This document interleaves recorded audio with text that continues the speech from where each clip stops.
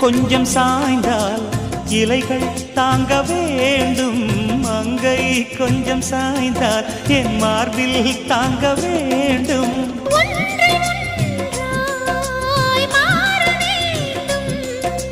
உன்னில் என்னை தேட வேண்டும்.